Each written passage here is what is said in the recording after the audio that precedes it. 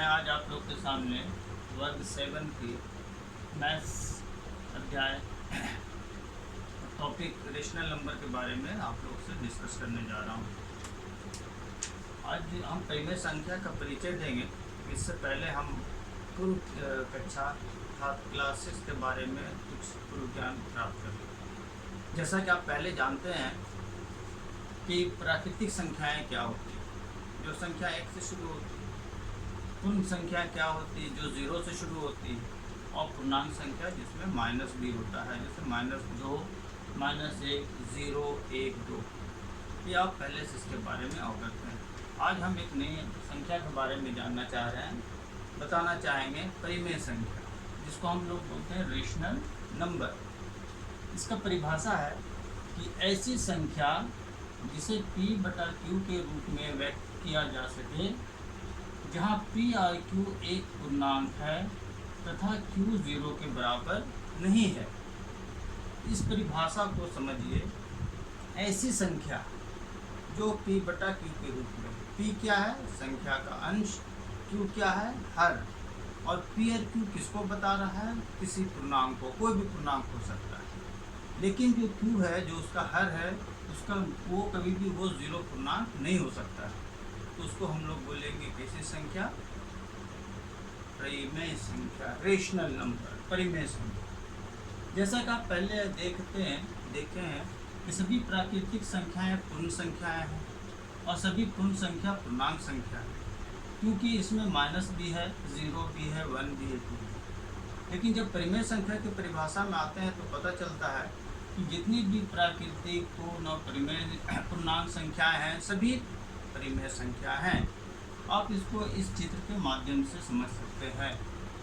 जैसे कि एक देखिए छोटा घेरा है, इसके अंदर लिखा हुआ है प्राकृतिक संख्या, और ये घेरा दूसरे घेरा के अंदर है जिसमें लिखा हुआ है पूर्ण संख्या, अर्थात सभी प्राकृतिक संख्या पूर्ण संख्या के अंदर है। उसी प्रकार पूर्ण संख्या के बाहर का जो घेरा है उसमें लिखा हुआ है पूर्णांक, यानी पूर्णांक संख्या के अंदर पूर्ण संख्या और उसके अंदर प्राकृतिक संख्या। और ये तीनों घेरा अर्थात पूर्ण संख्या का घेरा, पूर्णांक संख्या का घेरा और प्राकृतिक संख्या का घेरा परिमेय संख्या के अंदर है। यानी परिमेय संख्या के अंतर्गत ही पूर्णांक, पूर्ण और प्राकृतिक संख्या आती हैं। हम परिमेय संख्या के बारे में आपको परिचय दिए, तो इस परिमेय संख्या को हम 2 भाग में कर सकते हैं।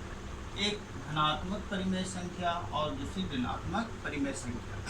धनात्मक परिमेय संख्या कहने का अर्थ ऐसी परिमेय संख्याएं जिसकी अंश और हर दोनों धनात्मक हो, जैसे 1/2, जैसे 3/4। लेकिन आप इसमें देखेंगे कि -5/-7, इसमें अगर हम लोग आगे हम इसके बारे में और बताएंगे, लेकिन यहाँ ये समझ लीजिए, अगर ये दोनों संख्या को -1 से यानी -1 से गुना कर दे तो ये -5/7 वो फिर +5/+7 हो जाएगा। अर्थात अगर ऊपर भी माइनस है, नीचे भी माइनस है, तो वो प्लस हो जाता है, यानी ये भी धनात्मक परिमेय संख्या है। उसी तरह 6 पूर्णांक संख्या, सभी पूर्णांक संख्याएँ परिमेय संख्या, तो ये भी परिमेय संख्या है। 10 ये भी परिमेय संख्या, आदि सभी परिमेय संख्या। 6 परिमेय संख्या कैसे है, आप 6 को 6 ऐसा लिख सकते हैं, 6/1। तो 6 एक पूर्णांक संख्या, 1 एक पूर्णांक संख्या, 6/1 परिमेय संख्या। उसी प्रकार 10 को आप समझ सकते हैं। ऋणात्मक परिमेय संख्या, देखिए इसमें क्या होता है, हर या अंश दोनों में से किसी एक में माइनस रहता है। दोनों में रहेगा तो प्लस, किसी एक में रहा तो।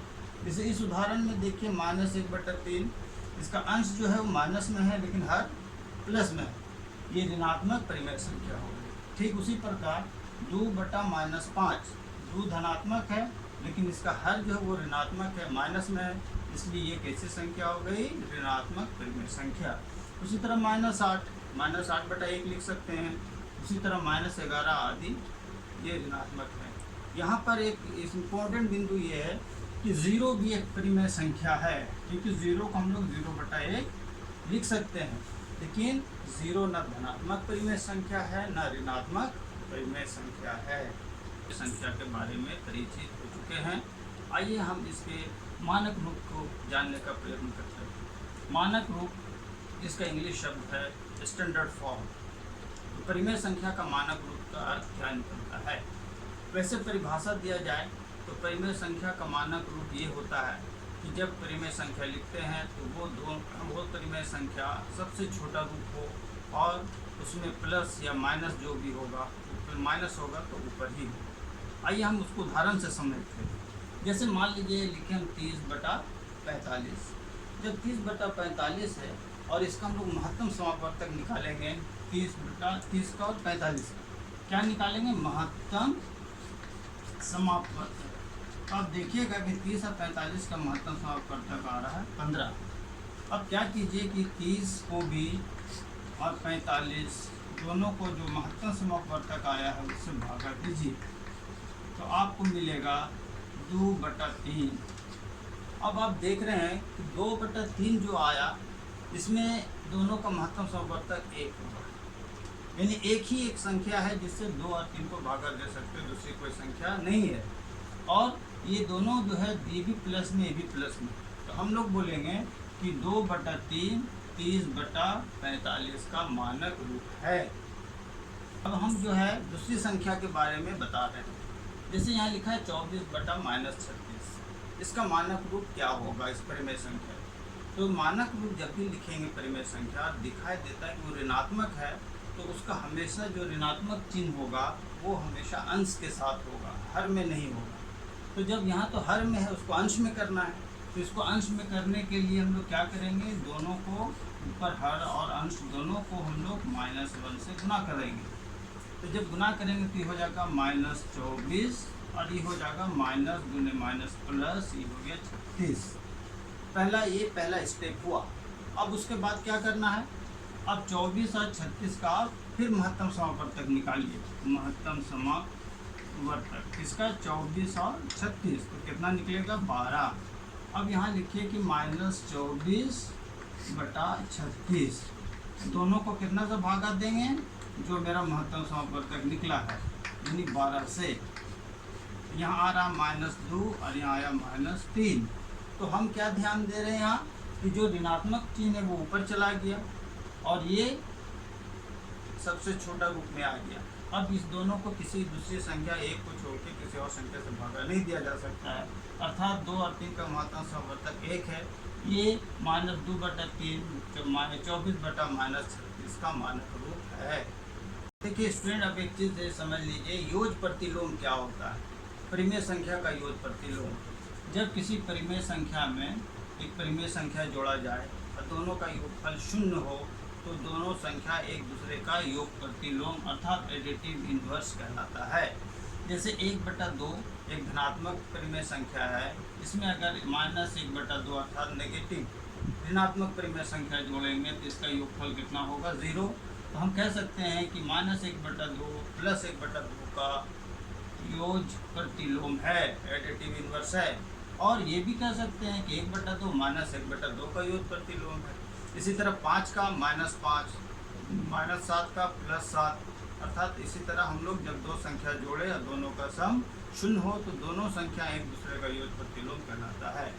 ठीक उसी प्रकार गुणात्मक प्रतिलोम जिसको मल्टीप्लिकेटिव इन्वर्स कहते हैं, जब दो संख्या को गुना करें और दोनों का गुणनफल 1 हो, धनात्मक हो 1, तो दोनों संख्या एक दूसरे की योग गुणात्मक प्रतिलोम कहलाती हैं। जैसे 2/3, अगर इसको हम लोग 3/2 से गुना करेंगे तो मेरा गुणनफल आया 1, तो कह सकते हैं कि 2/3 3/2 का जो गुणात्मक प्रतिलोम है।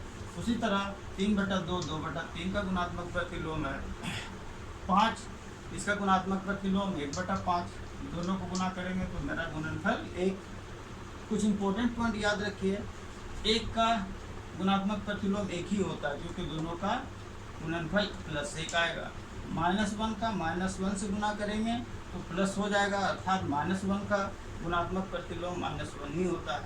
और 0 ऐसी संख्या है जिसका गुणात्मक प्रतिलोम नहीं होता है। और यहाँ ऊपर में भी समझ लीजिएगा कि 0 का योज प्रतिलोम 0 ही होता है। और हम अब अगली कक्षा में ये डिस्कस करेंगे कि इनका तुलना कैसे किया जाता है और इनकी संक्रियाएँ कैसे की जाती है, इसकी जानकारी आप पहले से ले लें।